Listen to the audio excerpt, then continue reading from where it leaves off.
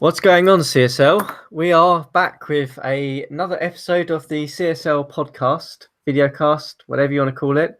And we are back. Who on earth said that the league was dead with trades? Because it seems in the space of just about a week and a half that we have now encountered a huge amount of trades, huge amounts of players moving.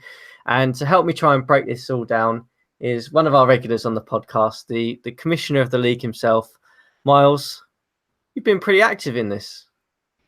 Yeah, I wasn't entirely planning on it at first, but I ended up having playing around a little bit with the trade market.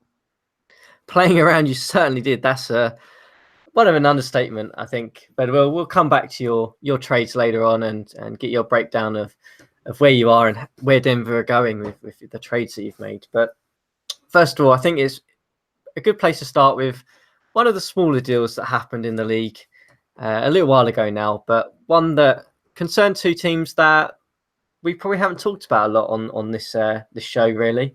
The Charlotte Hornets and the LA Clippers, who both under new general managers, recent general managers within the league, and both completing a trade for a couple of pieces and a couple of adjustments there, Miles.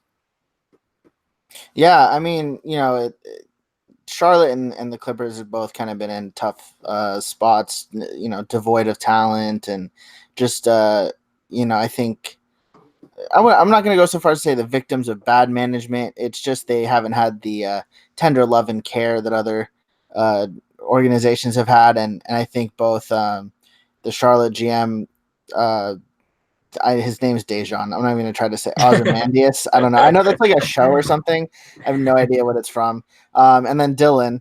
Both of them have I think done a really good job of kind of slowly like tending to their gardens, as it were. Rebuilding these organizations. Obviously, I don't think any of the players in this trade are going to be part of the next great, Charlotte or Clippers team, but I think it just goes to show that, all it takes is just a little bit of a vision, a little bit of that caring for your team, and you can make these kind of marginal improvements that get you, to the next step.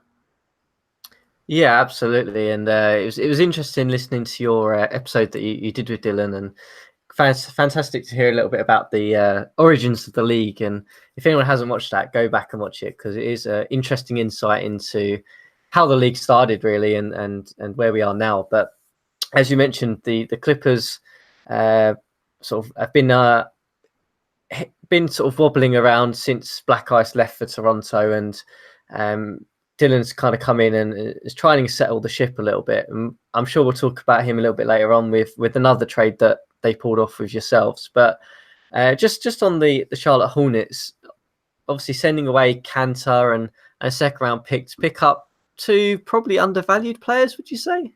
Yeah, I had Andrei Yuso in the past. He's a like everything you want in a rotational big man, because he's a good rebounder, he's a good defender, he's an efficient enough scorer. Like, no one's going to mistake him as a core piece.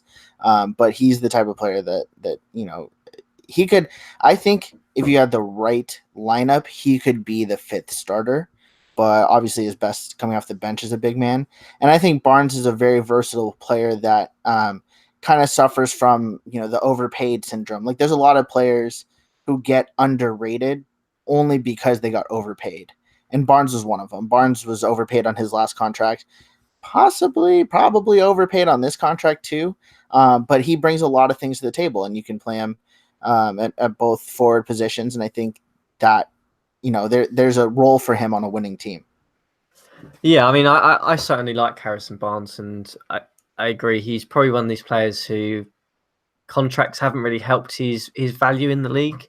But when you look at him on paper, I mean, yes, the shooting is a bit hit and miss for someone who plays predominantly in the post, but everything else he brings is really solid. I mean, he's a good defender.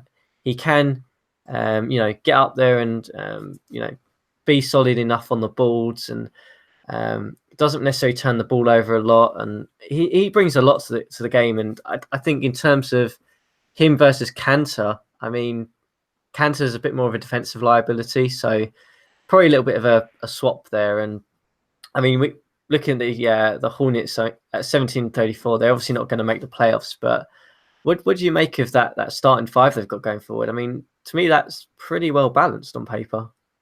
Yeah, I mean, they have a fantastic backcourt, obviously. Trae Young, I think, has been better than I thought he was going to be his rookie season, and hopefully he continues to grow. Obviously, everyone knows what Chris Dunn is, and he's really, started to shine as like the main piece in Charlotte as opposed to, just kind of one of the guys when he was in Golden State. So I think that they're great. Korkmaz has been a fine glue guy. Pirtle, I love Pirtle. Pirtle's a great defensive player, great rebounder. I think Pirtle is going to be, again, one of those guys that, in the right lineup is going to be a good center for a good team. I think that obviously they're still missing pieces at 17-34. Of course they are, but there's a blueprint here, and they just need to find, and this is obviously the hardest part, but they need to find that high impact player. But they've got, in that starting five, the only one of the five there that I'm looking at that I say is probably not a starter is Harrison Barnes. I think if they find like a great point guard or a great small forward, slide one of those guys to the bench, but you can get by with, if they find a great small forward, you can be fine with that backcourt. If they find a great point guard, you can be fine with Korkmaz at small forward. You know what I mean? Yeah, absolutely. And I mean, I'm sure as the season draws towards an end and move into next season, there'll be more discussion around the conversion to the new engine DDS 19. And this is a team that I look at, and I think that they are going to be pretty good in DDS 19. That starting five, even as is. I mean, guys like Young and Dunn will probably explode within that new engine because of the shooting that they have. So it entirely comes down to, and I think a lot of the things that are going to make a big difference when we move to the new engine is just going to be who adapts, who finds the right strategies, whether by skill or by luck. You know what I mean? You could easily fall into just doing the right things, and you don't even know how you're doing it. So we'll see, but I think that they have a good foundation. Yeah, absolutely, and we'll see how they do throughout the next couple of seasons before then. But moving on to what was probably the next big trade, if I can find it here, is the Chicago Bulls making a move to pick up Damian Lillard from the Atlanta Hawks in exchange for Kentavious Caldwell-Pope. Damian Lillard, a guy who was on the Heat team last year, that helped them progress towards the finals. Obviously, got to a point where they couldn't quite get over the hump that was the Oklahoma City Thunder, but moved to Atlanta in the offseason, then shipped out fairly early, really, to the Chicago Bulls. This is one of those trades where it just makes sense for both teams. I'm sure that Atlanta did not want to give up Damian Lillard in a vacuum. That their three best players in Lillard, Exum, and Holiday were all three fantastic players that are the kind of players that if a team has them, they don't want to let them go. Unfortunately, I think the Hawks were seeing that the three of them together just wasn't a winning strategy, unfortunately. And so losing one of them, it sucks. But, if this was the best deal that they had, it was a fine deal. You see right there, sitting 24-26. I don't know how much, if injuries really affected them. I don't think they really were missing any of their main three to injury all that much this season. And maybe you could sit here and go, oh, maybe they should have traded Holiday or whatever. But at the end of the day, KCP is a good player. He's a good fit for their roster. If KCP for Lillard was the best offer they got, then I think they made the right move here doing so. Yeah, I kind of agree with you on the deal in general. I think Atlanta are in a tough spot. They obviously, when he joined the league initially, was quite aggressive with his moves and managed to be quite successful in just picking up talent. And they're now in a position where they've got talent. They need to find the right blend of talent to mix it together, because that is the difference between a the Hawks will probably be in the playoffs. They're 24 and 26, but they probably will be in the playoffs in the East. The East is generally weaker, but the difficulty will come when they get into the playoffs is how does this team mesh together? How does the balance work? How do they adjust on matchups? And as you mentioned, probably Lillard could have helped them in terms of just pure scoring, but Kentavious Caldwell-Pope will certainly help them in terms of balance. And I think that's what they were going for with this trade. Yeah, I mean, like, I just wonder if, if they had really been able to go out there and try to find a smaller trade, a Holiday for maybe not as good of a small forward or a wing than KCP, then, maybe that trade makes the most sense. But again, like I said, I mean, Holiday, Exum, and KCP is a great perimeter trio. Alexander Vesenkov is better than I think a lot of us realize. Not that we're like discrediting him. It's just we don't really know about him. And so having him come off the bench is a lot better than having him start. So I just think all in all, this makes the Atlanta Hawks a better team, if not a better collection of talent.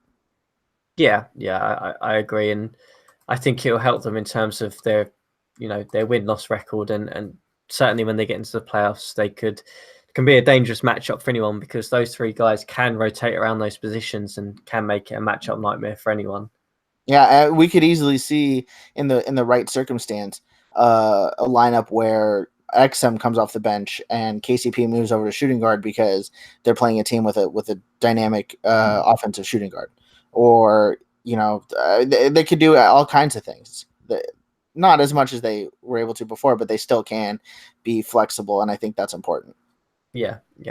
And then on the flip side of the deal, the Chicago Bulls picking up Damian Lillard. I mean, they've been hit by some massive injuries recently, which has kind of scuppered the advance that they were making. But I mean, come playoff time, this team's going to be deadly, isn't it? Yeah, and actually, it's funny because I think what I just said about Atlanta, you could say the opposite was true for Chicago because as great as KCP is, I'm not going to say KCP is the redundant one because he may be the best of the three between him, Holiday, and Crowder. But when you have Holiday and Crowder, who are fantastic perimeter defenders, you can kind of afford to lose KCP's defense. And so they looked at it and said, all right, we've got fantastic defenders. Even Cameron Payne's a great defender. We don't necessarily need that KCP brings to the table. So let's go get, a dynamic offensive player who can take the pressure off of, the guys that, are counted on that end when they didn't have that many to begin with. So I think it makes a lot of sense for Chicago too. Yeah, and I think when you look at this team, I mean, it does bring back memories of that Chicago team that did win it all a couple of seasons ago now. It's sort of shaping up. With Lillard as Rose and and everyone else, all the defense and the 3-and-D players, absolutely. You can probably argue WCS is Noah and Markkanen probably has Horford's scoring load that he would have had then. And I think one thing that we've seen though over and over and over again is a lot of these teams that win the title or go to the finals are strong, are well-rounded defensive teams, and then have offensive stars. Yeah, absolutely. I think that's like the winning. At least so far in the CSL, that's what we found has been a very good formula for team building, and that's what Chicago's done here. So hopefully they can be healthy in April when it really matters, and that they can continue kind of to have that groove until then, hopefully, and not kind of go into the playoffs limp in as like a 7th or 8th seed. Hopefully they can avoid that. Yeah. And then, well, there's a whole host of trades to talk about, but the next one probably on my list is the San Antonio Detroit Pistons trade, where Detroit finally moved Rozier. They've been trying to move Rozier since they had him, I think. We've seen articles, we've seen posts, we've seen every kind of media from the Detroit Pistons to try and move Terry Rozier, and they finally have. They've picked up San Antonio's first this year, which is probably going to be a top 5 pick at least. Does this make any sense for San Antonio? Okay, here's my kind of defense for San Antonio. When you talk about the draft, we talk about you're taking a chance at getting the franchise player, right? Like that's what we all want. We want that opportunity, and we all know that maybe that doesn't happen. And San Antonio themselves right now are kind of dealing with that with Frankie Nick, Frank N. Frank N. Let's call him I think Frank I N. think That's I've that's heard much easier. yeah, I think I've heard the guys on the Ringer, they like to call him Frankie Nicotine. I like that. So Frankie Nicotine here Yeah. has not. It's hard when it's their rookie season, but obviously he has not looked the part of a top 5 pick, and that's the risk you run by keeping the pick, is that you draft a guy like this who maybe doesn't pan out. And with a guy like Rozier, you know what Rozier brings to the table. We all have our different opinions on Rozier and his efficiency and whatnot, but the truth is he's a great defender. He can play both guard spots, and at least this year and during his Detroit time, he's been an efficient enough guard that we can look past that. However, the other side of it that you have to look at is you have to understand your window. And Rozier is a 26-year-old player. He's got a 4-year contract. He's not going anywhere. But how far out are we from when the Spurs are a playoff team? How many more pieces do they need before they're a playoff team? Are they going to be trading Rozier before they get to be a winning team? And that's the other side of it. So does the trade make sense for them? Probably not. They could have done a heck of a lot worse. They could have traded for an older guy. But I hope that they are not, that the Rozier that they are getting from Detroit is the actual Terry Rozier for their sake. Because if he reverts back to the Rozier that we saw for much of his Oklahoma City career, this is not going to look like a good trade for them.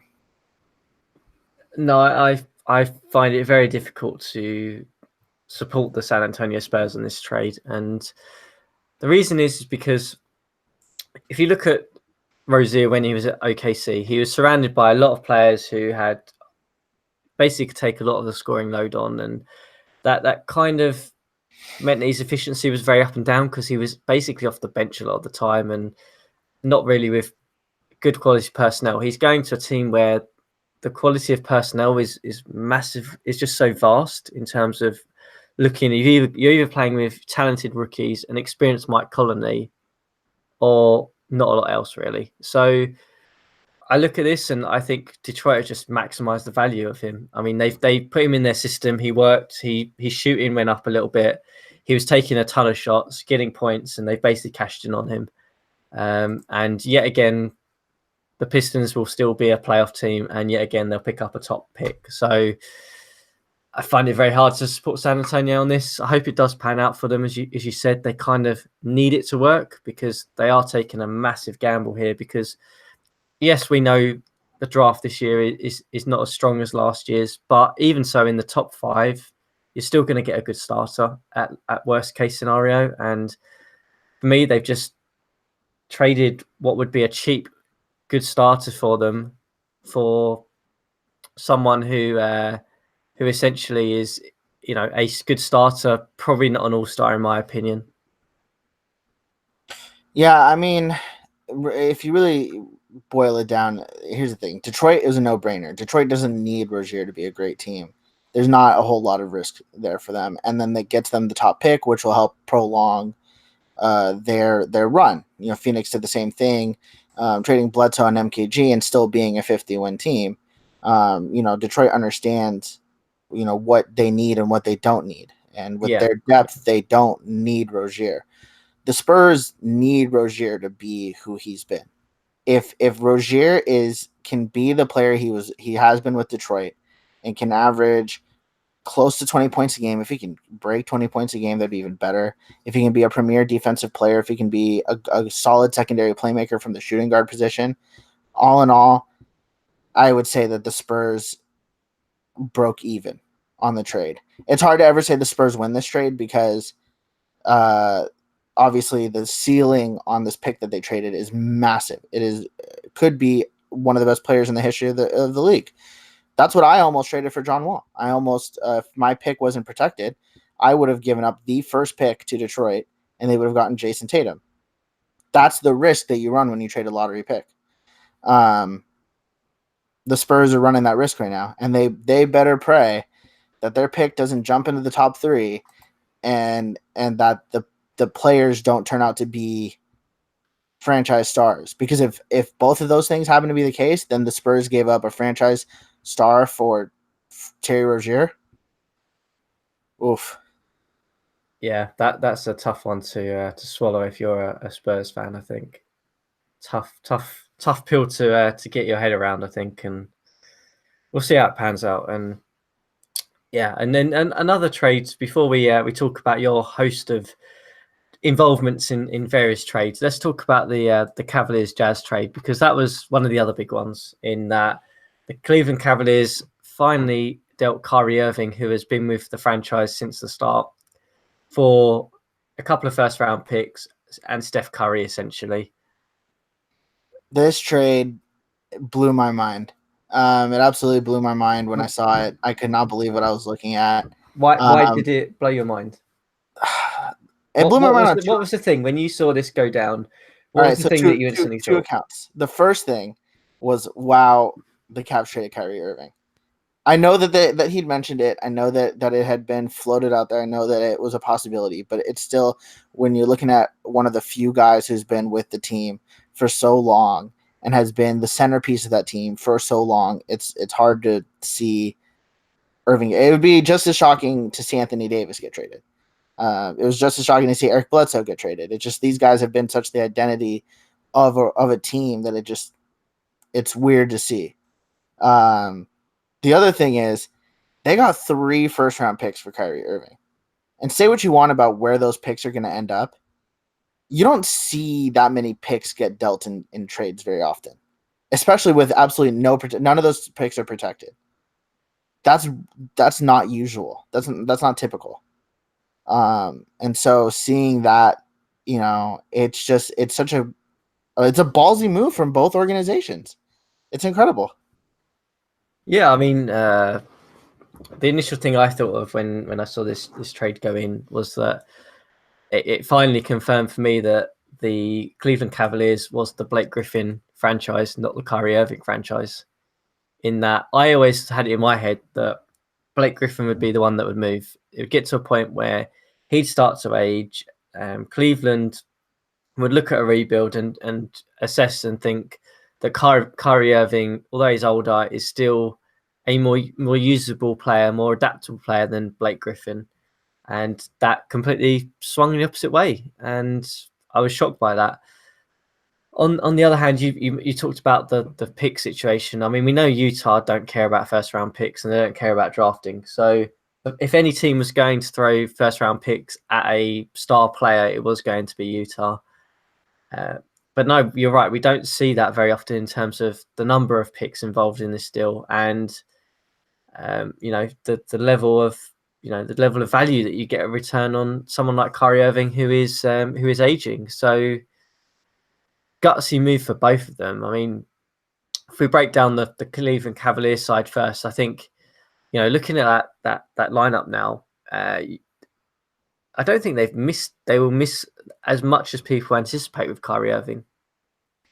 No, I mean Curry. Here's the thing: is everyone kind of overlooks Curry in this deal because he's still a really good player. Yeah, I mean it's still a huge upgrade to go from Curry to Irving, or for the Cavs a downgrade to go from Irving to Curry. But Curry is still a good offensive player who will help them make the playoffs.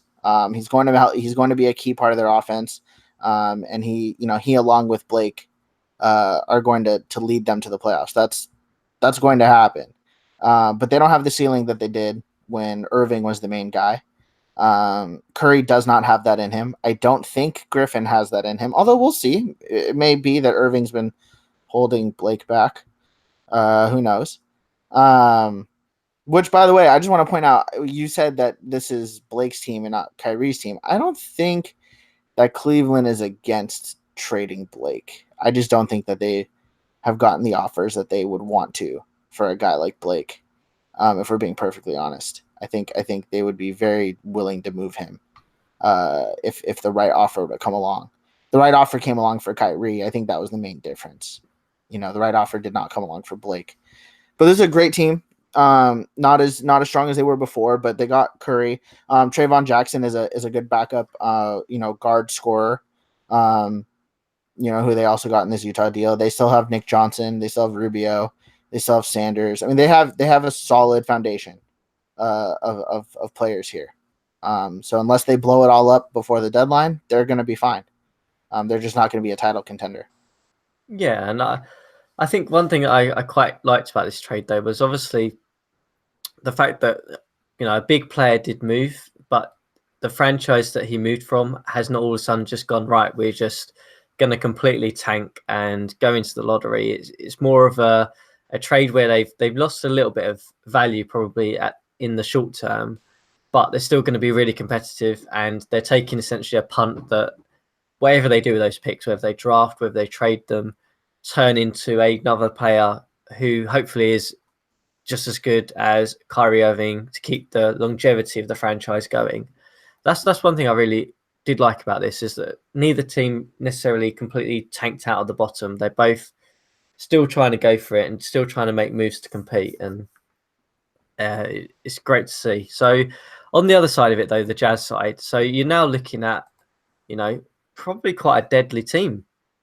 Probably a team that has underperformed this year as well. Yeah, we thought they were a playoff team this all along. Like, I don't think anyone before the season started said, "No, the Jazz are going to be one of the worst teams in the West." I mean, they were, hopefully Kyrie is the difference for them, because this is a team that I think they need that to happen, especially now that they've traded 2 of their next 3 first-round picks. They need to turn it around. I like their players. I liked their players when they were doing poorly.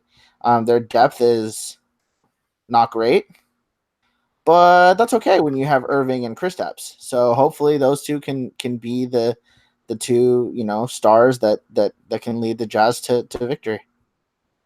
Yeah, and I imagine we'll see them sort of bump up the standings a little bit between now and the end of the season, just because of what Kyrie Irving will bring to this team. That additional bit of talent, the additional bit of leverage that they've got. The bench worries me, though. That's the only thing I'd say about the Jazz, is that just not necessarily the talent on the bench, but just the makeup of the bench. I look at that bench, and yeah, Bamba is a great player, and he's still developing, and he's going to be good. We know Jalen Jones is completely one-sided. Dennis Schrodinger is a bit mixed bag. Kadeem Allen is completely one-sided of the ball. I worry about the balance of the bench. I don't necessarily know how the rotations would work with some of these guys. When you look at that starting 5, it kind of needs to be a bit more mixed bag, and that's the challenge I think for the Jazz. Yeah, now there's one thing I think which we need to know, which is the Jazz are not making the playoffs this year. It would take like literally the miracle of all miracles, because I think that in order to make the playoffs in the West, I guess maybe they could sneak into the 8th If they get up to 0.500 just over, then they're in a shot. But with already 35 losses, that only leaves them 6 losses for the rest of the season just to get to 500. Like I said, I mean, it's going to be really difficult for them to pull off. I think right now is the 8th seed, the Pelicans at 500, something like that. Basically, you need to be above 500, most likely, to make the playoffs in the West. I think the Jazz, if they go on an insane run, can maybe get to 500. I think if I'm Kevin, if I'm Utah, my everything that I'm doing will be for next season. Obviously, you still want to win as many games as you can this season, but I think if there's still moves to be made, the moves to be made need to be with next season in mind. Yeah, and I think they're I agree with that. I don't think they'll make the playoffs, but I think they'll be closer to 500 than people are anticipating at the moment. I think looking at the Jazz, though, in terms of moves, for me, if I was Kevin, I would be looking at that bench and thinking, how can I get some value back into that bench before next season? Because he's got guys in there who have value, on cheap contracts, who are rookies who still have some sort of potential to develop, that he could possibly swap around for some of these teams. I mean, I'm looking at, off the top of my head, I'm looking at guys and players and like possibly the Spurs, possibly like the Clippers, teams like the Philadelphia 76ers, who have players on there who can be good bench players. And he might be possible to sit around and have a look and see what they've got, because he can, if he gets that balance right and gets it set for next season, that Jazz team could go right the way up the standings next year. Yeah, it's tough because they gave up all their assets to get Kyrie. There's not a whole lot left over, but there's still, they can still make moves around the edges. Exactly. And it's all about making the right moves around the edges and getting the right players. So if they do that, they'll be a contender next season. They're a playoff team next season anyway. But it's, if you make the right moves, they can be a contender. Yeah. Okay, so let's move on to one of your 3 deals. Which one do you want to start with? I'm going to ask you that because which one was the one that snowballed the effect? Let's go chronological. Let's start with the Nuggets trade. That's all of them. That's my team. Let's start with the Magic trade. Yeah, you can start with that one because this is what started it all. I mean, this was. Let me be honest. I did not picture myself trading Josh Jackson. I did not think that I was going to do it. I really, really had this idea in mind of a Jason Tatum, Josh Jackson. Yeah, my dog's pissed I traded Josh Jackson. I had your this dog was a Josh Jackson fan, clearly. Huge fan. My dog. I was going to say he's a DeAndre Jordan fan, but you went with Josh Jackson, so let's go with it. My dog plays defense as aggressively as Josh Jackson does. Anyone gets near our house, he has so much to say about it. No, so the thing with what I always had in vision when I drafted Josh Jackson, when I drafted Jason Tatum, was I would have 2 wings who could play either position, at least from a physical standpoint, that I could mix and match against opponents, and they can both score. And Jackson's an elite defender, and so with that made my team a matchup nightmare moving forward, because no matter who I played, I would be able to defend their best perimeter scorer for the most part, and they would have to pick and choose who they wanted to guard between Tatum and Jackson. Hasn't exactly worked out that way because Josh Jackson forgot how to play offense, and I think he'll get it back. But when Orlando said, "Hey, I'm interested in Josh Jackson. Do you think there's a deal between, like, a Jackson Drummond deal?" I couldn't just say no to that, because I think the best teams are teams that have both great perimeter players and great big men. And I was trying to build a team with great perimeter players and okay big men, but now I had my opportunity to have both. And so it took a lot of back and forth. I did not want to give up a first round pick in addition to giving up Josh Jackson. But at the end of the day, Drummond is such a dynamic player, such a monster on both ends of the court, especially on defense, where I've been sorely lacking, that this was an opportunity I could not pass up, to have a Wall, Tatum, and Drummond core. I had to do it. Yeah, I mean, if I just give you just a minute on what I thought about the Nuggets so far. So if we go back to the draft, and you also picked up Tatum, and I thought, well, there goes my playoffs, basically. But I mean, you had John Wall, you had Jackson and Tatum, and I don't know, the balance obviously didn't work through the start of the season. Whatever it was, it felt like you had the talented players, but they necessarily weren't playing very well together.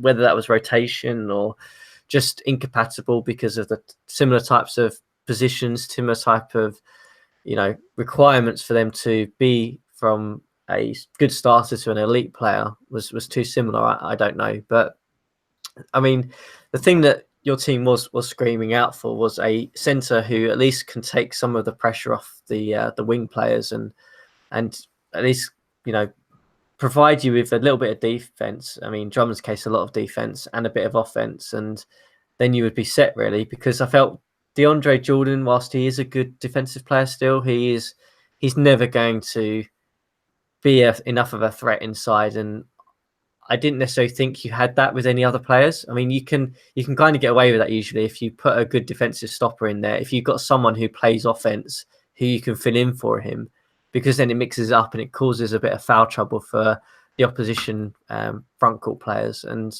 I mean, with Drummond, you certainly have acquired some of those additional skills that I thought you were lacking, really. In terms of giving up Josh Jackson, I mean, to be honest with you, I don't really know that much about him. I mean, can't say I've paid attention to him because I never considered him as someone I could acquire really. But I mean, we'll see how it pans out with the Magic, and we'll talk about them in a second. But to give up a guy who, as you mentioned, probably is very similar to Tatum and requires the similar type of positioning to Tatum to be effective, to pick up one of the top centers in the league is a no-brainer. And I mean, what's your record been like since you acquired Drummond? Has it been up and down? Has it been solid? I mean, I honestly don't know. I think we're 2-0. I don't think. Okay. I mean, we haven't played very many games. Yeah. And let's see here. I'm looking at my schedule. Let me take a look at the box scores.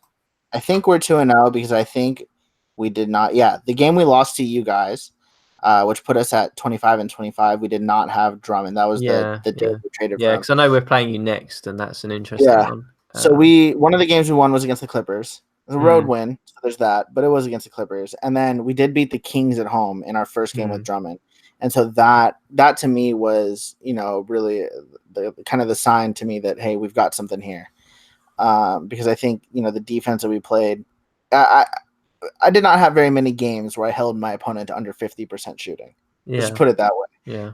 I think that the main issue that we faced this season was twofold. Number one, we didn't have a great defense. And number two, Jason Tatum's a rookie. And so he has games where he's great and he has games where he's awful.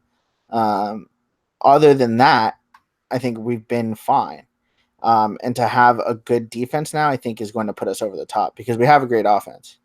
We just didn't have a good defense. Yeah, I mean, I think it's interesting that you obviously made that move, and you can see from the two games that he did start to slow the opposition opposition front court players down a little bit. But if we take a look, I mean, we'll talk about your other trade as well, but just and I think that's had just as big an impact, if not a bigger impact, actually, one of the other trades. But we'll get to that. But just interesting to see that with Tatum, are you deliberately limiting his minutes this year because of that inconsistency, or because I mean I haven't followed all of your box scores, too much, but I've seen that when ones I've looked at where you've been picking up games, Tatum's been pretty good for you. Is there been the other side of it where he's been awful, and that's why you're limiting those minutes for him, or is it a case of you've got other players you want to play? No. I mean, trust me, if I could play Tatum 48 minutes a game, I would. He has excellent durability. That was a big thing for me. The main thing that I found, he has 83 endurance energy rating, whatever the hell EN stands for. Yeah, so that slows his minutes down. Exactly. And so basically what I found when I was playing around with the sub matrix, and that's something that I like to do, is try to find the different lineups. One of the reasons I'm very excited for 19 with lineup tracking is, and oftentimes if I played him for too many minutes in a row in the sub matrix, those were games he did poor. Whereas if I had him reserved for 4 to 6 minute bursts of playing time, right? Maybe he plays 8 minutes in a quarter, but it comes 4 minutes at the beginning, 4 minutes at the end. Those are the games he tends to do better because he gets tired very quickly in these games. So if I set up in the sub matrix where I leave him out there, he does poorly. He's still shooting, but he's too tired to get the ball to the basket. So because of that restriction, it's hard to get him out there for more than 28 minutes, 28, 30 minutes, just because I want to make sure he gets rest. And I want to make sure that he's there to play the end of the game. And so, I have to be strategic with where his minutes come. But that's one of the main things I'm looking forward to is as he gets, more years in the league and gets more endurance on the court, I can play him for longer periods of time. I'd love to get him up to, if I could play him, 34 to 36 minutes a game, 100%, I'd be doing that. Yeah, and as his endurance goes up, as you said, he's only going to become better and better. And he's certainly a great piece to build around. And talking of the other side of the deal, really, we'll come back to your other trades that you made and probably give a bit of summary. But just looking at the Orlando Magic, so obviously there's been a huge amount of conversation on the forums over the past season, really, since they had acquired Drummond and had acquired Embiid, and playing them together it seemed like Willie didn't necessarily want to play them together at any point. He was adamant that one would come off the bench and one would start, and he'd rotate it that way. I mean, the Magic are sitting at 23 and 28, so they're still within a good shot of making the playoffs. How do you think this is going to look for them? Because they've obviously lost Drummond, but they have acquired Josh Jackson, a wing player who will sit alongside Wiggins and DePaula in that sort of backcourt wing position. Quite versatile. How do you see this playing out for the Magic? There's obviously the defining issue with the 3-point shot, which I'm sure is the first thing you're going to try and explain and try to answer. But interested to hear your thoughts on the Magic. Well, all right. So first of all, it's going to be really, really difficult for them to make the playoffs, simply because their 3 post players are all injured. Favors is out for another 2 weeks. Embiid is out for another month, I think, and Jordan's out for the season. Yeah. So, the All-Star break could not come any sooner for them. I think they'll actually have Favors back after the break, but it's so difficult for them when they don't have big men to play right now. They're gonna drop some more games and get further back in the standings, and it's gonna be really hard for them. I really like all of their players in a vacuum. I don't know if I like them all together, but I will say this: they have a really strong defensive team. DePaula is a really good defender. Wiggins is a really good defender. I think he's better at small forward than he is at shooting guard, but I think the same is also true for Josh Jackson, which may be an issue. And I think that Willie is definitely someone who I think he would benefit so much. His teams would benefit so much if he had the game, because then they could have played Embiid and Drummond together and been more nuanced with it. I think finding a nuance for Wiggins and Jackson to play together, it just is one of those things where I think he's just limited by the fact that he doesn't have the game, and that's going to be tough for him. Yeah, I kind of echo exactly what you've just said there. I think it depends where Willie sees this team going. Is he content with it just being a team that, I mean, probably in the East will make the playoffs most seasons with what he's got at the moment? I mean, people won't strategize against him in the regular season as much, but it's whether he's happy with that or whether he sees this team as being a championship contender or a conference finals contender in the East. I mean, I think he does. I think that's what he sees, though. He sees DePaula, Wiggins, Jackson, Embiid, and sees a conference finals contender. And I think that that's the right talent level. I don't know if that's the right roster composition. Yeah, I mean, your dog, I think, agrees that the talent's there, and I can hear him. He's shouting out 3-point shooting. I mean, it's essential. And I mean, I've said this to Willie a few times over the past sort of season, that all he needs to do is just try and find some shooters and just place them in lineups with these guys. If he did that, then it would stop teams zoning him as much, and probably he'd have more of a shot, because the lineup wise, the talent is certainly there. It's just he needs that outlet, that if teams are zoning him, he's got a guy who can just hit down the 3-point shot at a consistent rate. And I worry about this team going into DDS 19, because the game engine has moved on, and 3-point shooting is quite a key factor in that game. And if the game is going to force players to hit 3-point shots because of the way the system has been changed, it's going to get ugly for this team. We'll see. I mean, there's still something to be said for the fact that this team is not going to have to score a lot of points to win games, because they have so many good defenders. So that's gonna be helpful for them, because they're not. This is not going to be a team that is an analytics darling. A lot of high points per possession. But if they can play the style of game where it's a very physical game, it's a very defensive game, it's not a high scoring game. These are the games that they can win. If neither team hits 100, that's a win for Orlando, in my opinion. Yeah, it's definitely a grind out sort of team, and it'll be interesting to see how far they can go with that kind of model, considering the rest of the league is kind of going away from that.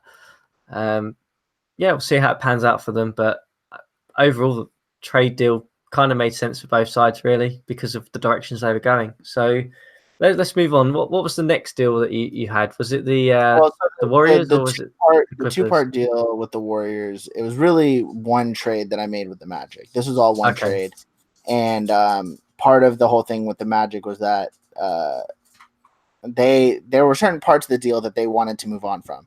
So Okay. we had DeAndre Jordan had to be in the deal for salary purposes. There's really no way Mm-hmm. around that. He didn't really want Jordan, but he couldn't find any takers. And Boban was in the deal for value purposes, but he didn't really want Boban. Yeah. Okay, fine, that's sure. So he went out and he found himself a taker for Boban, and that's fine. That's where this trade kind of came in. I don't know why. I think he sent out too many players for it to be one trade. I think is why it had to be Okay. two Okay. trades, because I think it could have been one, except he just was sending out so many players. I mean, he traded half his roster, if not more. Mm-hmm. So for me, this was part of the deal. When I was trading out Josh Jackson, I said I needed a wing back. I mentioned to him that it doesn't have to be Ross, but Mm-hmm. Ross is one of the guys that works for me, and Ross was the guy that he was easiest to give up. Ross works for me, especially now with the other trade that I make, because he can shoot threes. I don't need him to be a starter. I don't need him to be a key player. He wasn't going to be one even before I made the Clippers trade. He was just going to be like the Mm-hmm. third wing, and that was fine. And obviously Boban was expendable upon receiving Drummond, because I had other bigs that could back up Drummond, and Drummond's going to play 30 32 minutes a game anyway. Yeah, I mean, I kind of see why the Magic decided to make this move, because Derek Favors kind of helps make the team a bit more balanced. He's just a natural power forward. He's still a very good player in this league, and I kind of see why it makes sense for the Warriors, because they essentially trade one of their older stars to get back two guys who probably equal Favors, but bring different kinds of things to the franchise. Just a bit of additional rebounding presence. That they'll certainly help the Warriors in terms of trying to make the playoffs. Yeah, it was interesting. I was going to say that I agree that part of the trade makes sense for both sides, because for the Magic, one of the biggest things, obviously, he didn't want to play Embiid at power forward. No. Boban can't play power forward, and Boban's not a starter, but by trading away Boban and adding Noah Vonleh, they got a starter who could play at power forward, allow Embiid to play center. This just in the grand scheme of things, basically what they did was they moved Drummond and got back Favors. There's more to it, obviously, but they traded away a center and got a power forward. Yeah. So that works for them. As for the Warriors, they've never had. I mean, over the past few years, either their best lineup was Durant at power forward and Favors at center, or one of the millions of cheap second round level centers that they've been trying to make work, with the Plumlee and Zimmerman and the other Plumlee. And there's so many centers that they've just run through in terms of hopefully this guy can kind of be fine out there, and they've never really found it. I think Boban and Vonleh give them the front court depth that kind of help ease that a little bit better. Now they don't have to worry about Durant playing power forward as much. Not that he can't do it. I'm sure he could do it, but I think they're better with Durant at small forward. Yeah, I agree, and I have to go and contact this Golden State Warriors and Jeff and give him the other Plumlee, because that would just be amazing to just have all three Plumlees in a rotation. That would just be a great story in itself. I'm gonna have to try and have a chat to him, try and make that happen, because that would just be great. I mean, we will have never seen that before, but nah. You got to do it. You got to do it. It's destiny for the CSL. Plumlee brothers, and they can all the three Plumlees can fight over the same position as well. It's just made in heaven. Yeah, where are all the Zeller brothers at? We need to make sure that I'm not sure. I know all the Zellers on one team, and then they need to play each other in a playoff round. The Plumlees versus Zellers. I think one's at Memphis. I'm sure the other one is out of the league because he was awful, but the good Zeller is at Memphis. I know that. Yeah, that's the only one. I guess Memphis needs to go get Tyler and Luke then. If Luke's even still in the game, I don't know if Luke's even still around. We rookie the rookie team, if they're listening, the draft team. I mean, make it happen. Bring him back. Let's just do it. Make him the best seller too. Let's do it. Yeah, and let's make sure that the Zellers and the Plumleys are both on playoff teams in the Western Conference, and somehow we managed to manipulate in such a way that the Zellers and the Plumleys play each other in like a playoff battle, and the requirement and of then the GMs is they have to play them. They can all sit on the bench and watch the actual players play. No, we'll send them all to the D League and just have a D League championship. There Plumley you go. versus Zeller. That's what we need to do. It's like Friday Fight Night, but only better, isn't it? Yeah. Yeah. Okay. So, yeah, it makes sense. I mean, yeah, completely makes sense. I'm not going to add anything else to that deal. But the one that I saw, and for me, I was gutted because I got offered something by the Clippers, and I probably should have taken it now in hindsight. For Mr. James Young. But he obviously jumps in and managed to pick him up on a fantastic trade, really.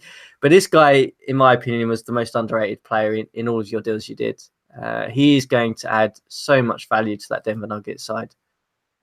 I hope so. I really do. I like James Young a lot.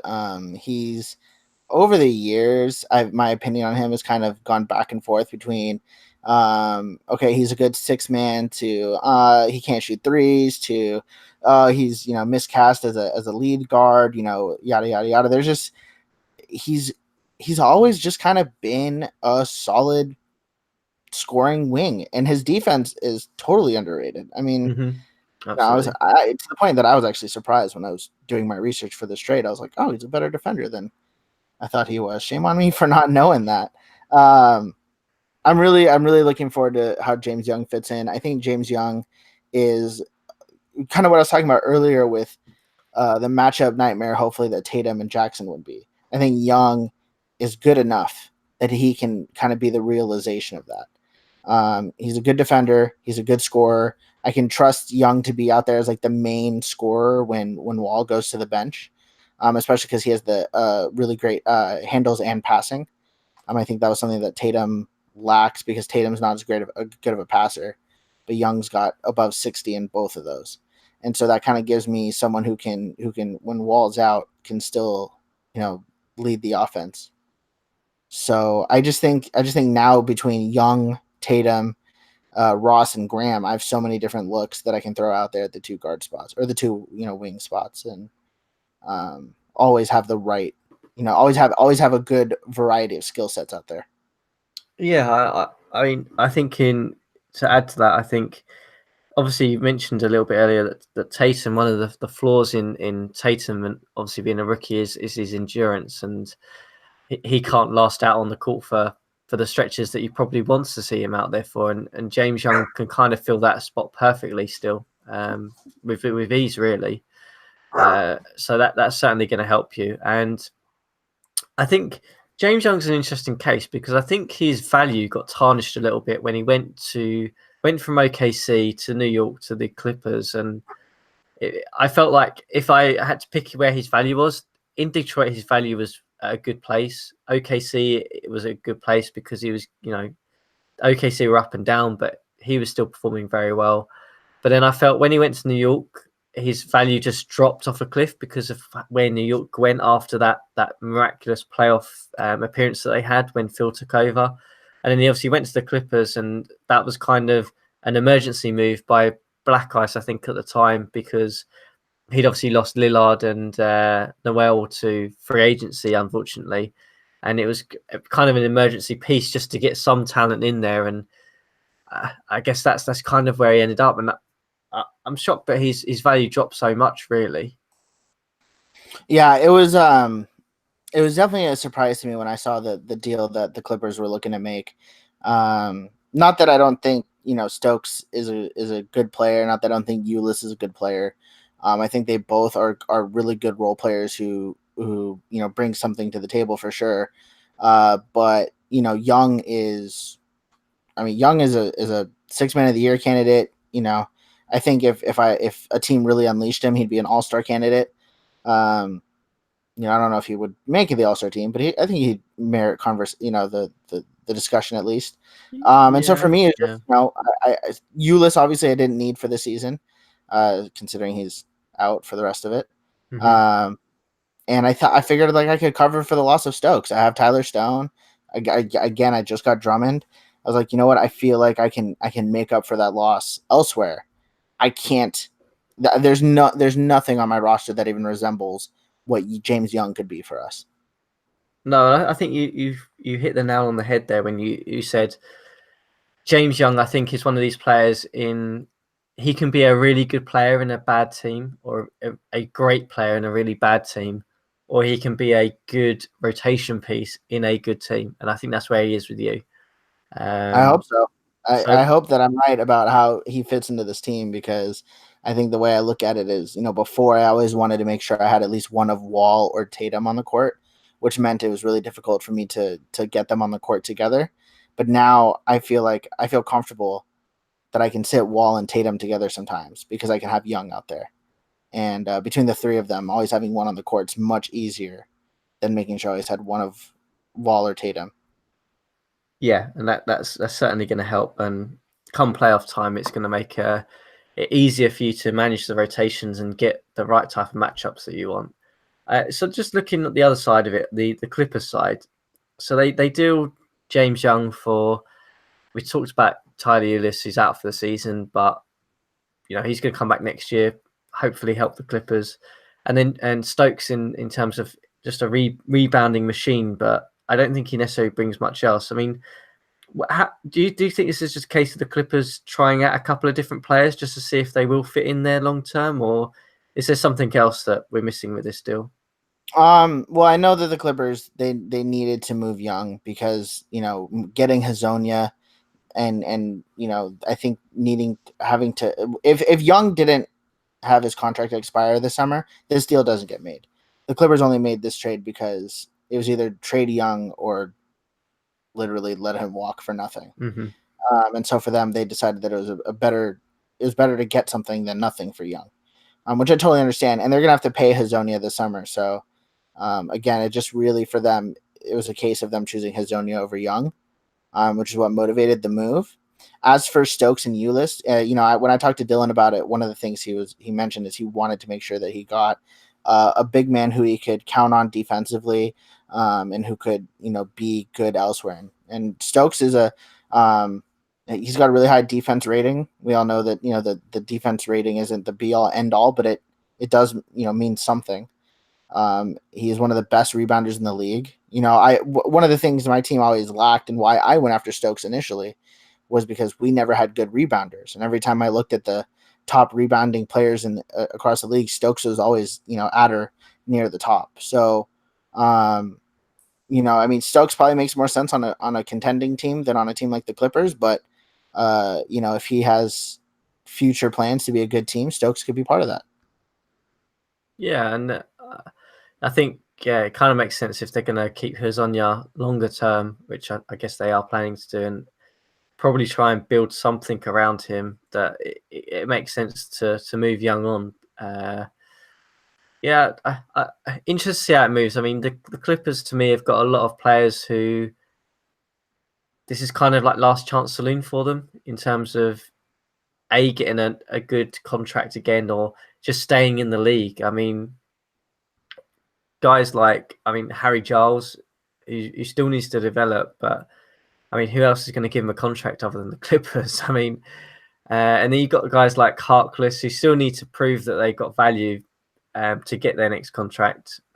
Cantor, who's been around the league a little bit. So it's like kind of like an island of misfit players at the moment for the Clippers. And Oh, for sure. I mean, and they, for them, it's not about we talk about some of these teams that like the Magic, or um, these other teams that don't maybe like a pre-trade Atlanta, great talent, not great fit, right? And that's the issue. mm-hmm. Clippers don't care about fit; doesn't matter to them. They're not going anywhere. So if Harry Giles isn't the right player to play next to Darnell Stokes, it doesn't matter to them. They just want to see who can play and who can't, and they're going to find out really quickly who can play and who needs to stick around, and who they can just let go with not a second thought. Yeah, completely agree. Great. So I guess in terms of overall the various trades that you made, I guess you're obviously looking at playoffs now. looking at sort of making a bit of noise, I guess, getting there. I mean, where do you see your chances in the West now? Because you've got the talent now. You've got matchup problems for teams. I mean, where do you see yourself? Are you kind of in the Kings, Suns, OKC space, or are you kind of in that Houston Rockets middle of the middle to sort of top tier? Where do you kind of see yourselves?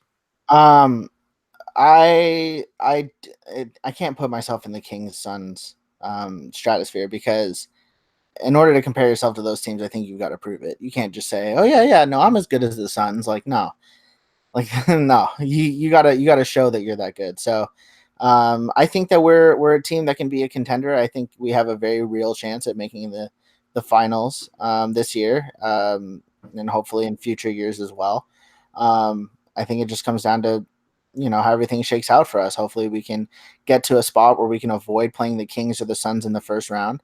I know Andrew's gonna say something about how I'm not including his team in that conversation, and that's everyone's leaving on the Thunder again, and blah blah. Like, the Thunder are a really great team. They're a really great team. I'm not gonna disparage anything in regards to that, but I think the Suns and Kings have earned their own tier, considering the number of years that they have been 55 plus win teams, maybe even 60 plus win teams. They get to be in their own tier. So I'm just hoping that I can be in a position to make it far enough in the playoffs where anything can happen. Because what I really don't want to have to do is face the Kings or the Suns in the first round, and then face like the Thunder in the second. Then we're at the point where it's like, can I just make an easier path for myself? That's really what I'm hoping for. Yeah, And if I have to play you guys or the Rockets in the first round, so be it. I trust my team to be the kind of team that can make it to the Western Conference Finals at the very least. Yeah, for me personally, I would love to see you play the Rockets just because of the matchups. You're thinking of Karl Anthony Towns against Drummond, Walker against Wall. Just to me, that's a box office matchup in the first round. Probably not for you. You're probably dreading that and hoping you play us or something. But I mean, to me, that is a game and a series that I would pay to watch, because as long as we end up on national TV in the first round and aren't one of the few series that get relegated to CSL TV that everyone just has to stream on their CSLstreams.com, whatever. As long as we're on national TV, the first round doesn't matter to me who we play. There we go. National TV or nothing for National Bender TV. and Miles. I don't think any of the Western Conference series are gonna be relegated to CSL TV. I think we're gonna see like some of these Eastern Conference first round matchups. Yeah, we can say that because we're in the Western Conference, but Yeah, we are. All the Eastern GMs are currently like pitchforks ready for us, I think, towards the end of this. I think if you and I match up in the first round, that might be a CSL TV. I don't know if we, between the two of us, have like the collective star power to draw that much attention. No, we're a bit of a mixed bag of roster players. I think we don't have the talent that some of the other teams do, the star pulling power. But yeah, what are they going to do? Put Wall and Smart in the advertisements? Like, I don't think. Great. It's been great to have you on, Miles, and best of luck with the rest of the season, and hope the Drummond trade works out for you and you make some noise in the playoffs. But you're not hoping too hard, right? Well, I say that just for the audience. I'm not hoping that much. Hey, best of luck to you too, man. Tonight's game between the two of us should be really interesting. Yeah, absolutely. It should be. We'll keep an eye out for that. Yeah, on national TV. Yeah, absolutely.